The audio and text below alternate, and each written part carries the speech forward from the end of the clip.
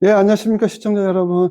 오늘은요, 서울시 서대문구 부가현 1-3구역 재개발 조합인데요. 조합원과 일반 분양 가격 분석을 해 보는데요. 오늘 또 말씀드리는 이 내용을 잘 들어보시고, 왜 조합원과 일반 분양가가 차이가 나는지, 그다음에 어떻게 투자를 해야 되는지, 그런 부분을 여러분들이 선택을 잘 해 주시면 좋겠습니다. 그래서 제가 심혈을 기울여서 연구한 결과니까 여러분 꼭 보시고 많은 도움 받아 가시기 바라고요. 제가 말씀드리는 게 정답이다 이렇게 보시면 되겠습니다. 그럼 본격적으로 한번 시작해 보겠습니다. 조합원 일반 분양가 가격 분석을 해보고요. 자, 지역은 어디냐? 서울시 서대문구 부가현 1-3구역이다. 여기는 재개발 지역입니다. 본 자료는 예안부동산연구소에서 만들었다 보시면 되겠고요. 그럼 본격적으로 한번 들어가 보면, 자, 여기는요, 브랜드 명이 이편한 세산 신촌입니다. 위치는 서울 강북 서대문구에 있고요. 부가현 뉴타운 1-3 재개발 초합이다 보시면 될까요? 25평형 또는 24평형 59제곱미터를 기준으로 분석을 한 거고요. 이 지역은 2015년 5월에 일반 분양을 했어요. 근데 2015년 5월이 굉장히 좀 중요한 날이에요. 무슨 날이냐면요. 근데 민간 아파트의 분양가 상한제가 폐지된 바로 그 해고 그 달입니다. 5월 1일자부터 민간 아파트 분양가가 폐지되었습니다. 2014년 12월 29일 날 부동산 3법이 통과가 되면서 재건축 초과이익 환수제 2017년까지 유예를 시켜줬고요. 그 다음에 아파트를 조합원들이 두 채 받을 수 있도록 해줬고요. 민간 아파트 분양가 상한제를 폐지가 됐습니다. 여야 합의에 의해서 그렇게 다 통과한 겁니다. 그래서 2015년 5월 달이 굉장히 중요한 시점이 바로 민간 아파트 분양가 상한제가 풀리면서 지금 분양가 격이 천정부지로 올라가는 계기가 되었다 보시면 되겠고요. 자, 민주주의, 자본주의 사회에서는 개인이 갖고 있는 재산을 통제하는 것은 우리나라의 아파트밖에 없는 것 같아요. 그동안은 그랬어요. 2014년도를 통제를 했었던 거죠. 근데 빌라나 단독주택, 그럼 왜 통제 안 하죠? 왜 아파트만 통제를 했죠? 그래서 분양가 상한제가 민간 아파트 같은 경우는 폐지가 됐다고 보여집니다. 네, 그러면 공영개발은요? 정부 주도로 하는 분양가 상한제는 아직도 존재합니다. 자, 그러면 조합원과 일반 분양 따져보겠습니다. 추진 단계는 조합원은 관리처분 인가 때 분양받는다고 말씀드렸고요. 자, 일반 분양은 언제 받냐? 착공이 된 이후에 선분양을 합니다. 자, 일반 분양을 받습니다. 그래서 조합원들은 관리처분 인가가 나면서 입주권을 받는 거고, 그 다음에 일반 분양자는 착공이 되면서 분양권을 받기 때문에 입주권과 분양권은 엄연히 다른 이야기다라고 보시면 되겠고요. 여기서 선분양이라고 그러는데 우리나라는 선분양과 후분양이에요. 근데 대체적으로 98%가 선분양입니다. 선분양을 통해서 아파트 건립 비용을 마련하기 때문에 그래요. 그 이유는 이제 우리나라에 속해 있는 건설사들이 재정 구조가 그렇게 튼튼하지 않아요. 자본금이 별로 없어요. 그러다 보니까 후분양이 아닌 선분양을 좀 선택하지 않냐라고 보여집니다. 그러면 지금은 특히 강남 같은 경우는 선분양보다는 후분양을 많이 선호하는 입장이에요.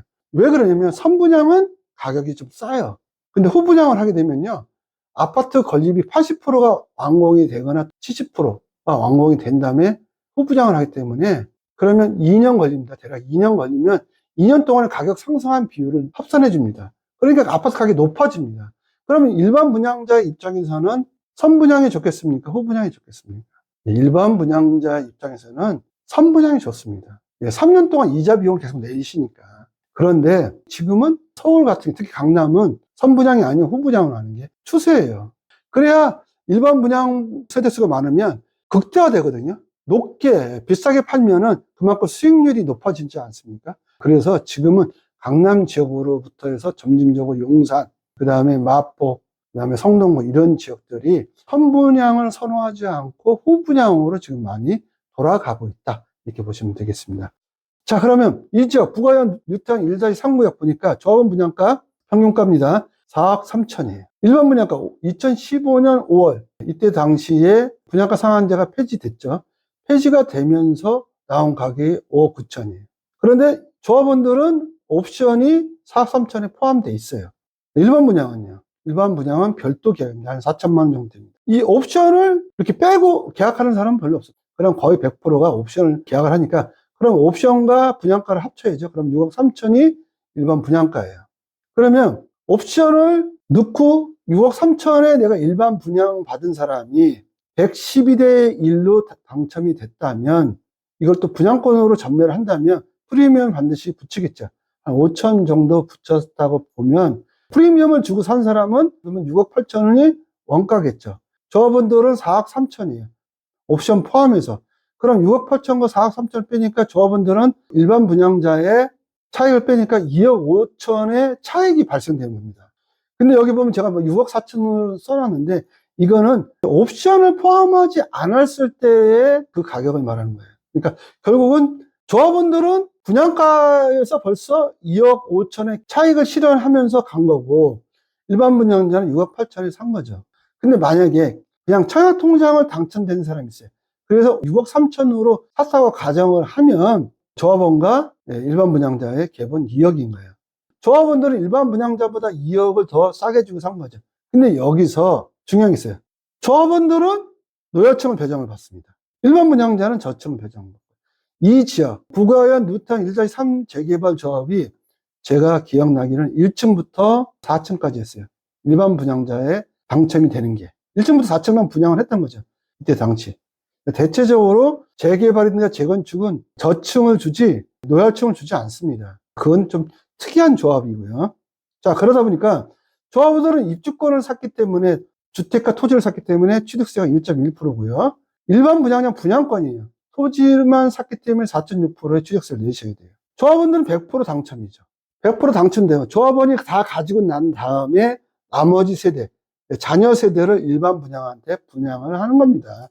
근데 그 자녀 세대가 엄청나게 많이 쏟아질까요? 많이 쏟아져야 한 100가구가 됐을 거예요. 그러다 보니까 이때 당시에 거의 113대 1로 경쟁률이 셌었어요. 경쟁이 굉장히 높았던 거죠.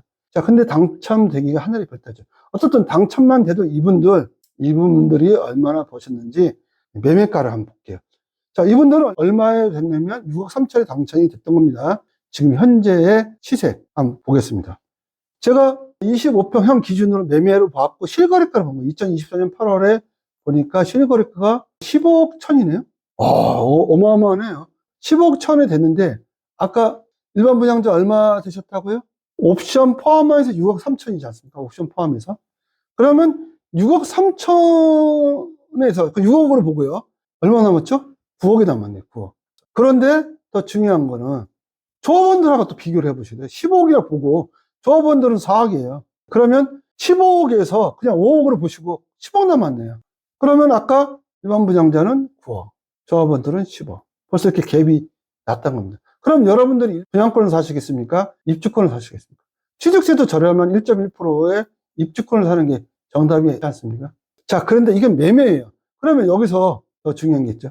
전세를 볼게요. 전세. 과연 전세가 얼마인지. 실거래가입니다. 2024년 10월에 25평형이에요. 똑같은 겁니다. 지금 전세 본 겁니다. 자, 그러면 8억 5천이네요. 근데 이 8억 5천은 매매가의 55에서 56% 사이에요. 여기가 워낙 매매가가 15억이 비싸니까 50%의 실거래가 8억 5천이에요. 그러면 8억 5천은 잘 기억하세요. 분양가를 한번 보자고요. 8억 5천, 4억 3천. 4억 5천이라는 기준을 했을 때 그럼 4억 남았네. 전세만 줘도. 그러면 여기는 일반 분양은 6억 3천이잖아요. 그러면 6억 5천이라 기준을 하고 8억 5천이니까 2억이 남았네요. 그럼 여러분 어디 투자하시겠어요? 여기 투자하시겠습니까? 여기 투자하십니까? 전세만 줘도 4억이 남았고 여기는 전세만 줘도 2억이 남았다니까요. 양도세 1% 안 냅니다. 전세 줬다고 양도세 내는 경우는 없잖아요. 그러면 여러분이 이거 곰곰이 생각하셔야 돼요. 제가 왜 이렇게 여러분들한테 말씀을 드리는지. 여러분 여기서 깨달음을 얻으셔야 돼요. 깨달음을 얻으셔야 돈을 벌고 부자의 길로 가는 겁니다. 예, 서울시 서대문구 부가현 1-3 구역 재개발 조합입니다. 이 지역의 조합원과 일반 분양자의 가격 분석을 한번 해보았습니다. 점진적으로 한강으로 내려오면서 매매나 전세의 갭이 점점 더 벌어지고 있어요. 제가 이제 분석을 해보니까 전세만 줘도 조합원 같은 경우는 4억 정도가 남았고요. 또 일반 분양자 같은 경우는 2억 정도가 남았어요. 전세만 줘도요. 자, 매매가는 더 차이가 났죠. 매매가는 25평 기준으로 10억으로 봤을 때 그 갭이 점진적으로 더 벌어지고 있습니다. 그런데 이 현상이 한강으로 점점 내려오면 내려올수록 더욱더 벌어집니다. 그게 한강을 인접해 있는 구냐 아니냐에 따라서 더 벌어지고 있다고 보시면 되고요. 이게 강남으로 넘어가면서 그 갭은 더 편차가 심하게 일어납니다. 심지어 분양가의 2배로 가는 경우도 분석이 됐습니다. 자, 그러면 다음 시간은 제가 강진구 921 재건축 조합에 대해서 한번 분석해 보도록 하겠습니다. 다음 시간도 많은 시청 부탁드리고요. 꼭 제가 오늘 말씀드린 내용을 보시고 상담을 원하시면 저희 상단에 전화번호가 나와 있습니다. 02-3461-0909로 전화해 주시면 언제든지 상담해 드리고요. 상담을 통해서 뭔가를 구입을 하시면 부자의 길로 갈 수 있습니다. 자, 오늘 같이 부자의 길로 함께 가시기를 권유드립니다. 안녕히 계십시오.